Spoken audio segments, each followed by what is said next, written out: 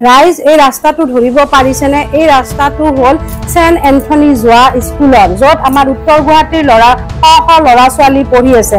আৰু এই স্কুললৈ যোৱা এই ৰাস্তাটো যেন ৰাস্তা নহয়, এটা নলাহে।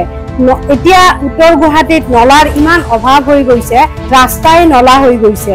গতিকে আৰু ইয়াৰে বহু লোকেল মানুহখিনিয়ে বহুত বাৰ টাউন কমিটি অফিচত জনালে এই নলা এটাৰ ব্যৱস্থা কৰি দিবৰ কাৰণে, কিন্তু চৰকাৰৰ কোনো কাণ সান নাই।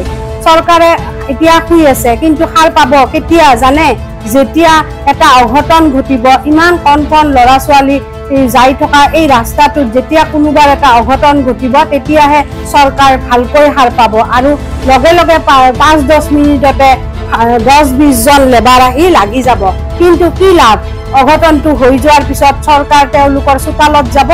এইবিলাক কৰি কি লাভ? তাৰ আগতেই কিয় ব্যৱস্থা নলয়? তাৰ আগতেই ব্যৱস্থা ললে ভাল হ'ব। চুৰ গলে, মানুহে যে কয় চুৰ গলে বুদ্ধি, বৰষুণ গলে জাতি, লাভ নাই, একো লাভ নাই।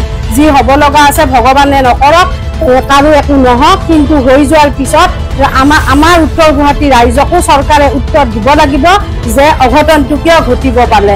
আগতে কৰিলে এই ঘটনাটো নঘটিল হয়। ৰাইজে কিন্তু তেতিয়া নেৰিব, ৰাইজক চৰকাৰে উত্তৰ দিবই লাগিব।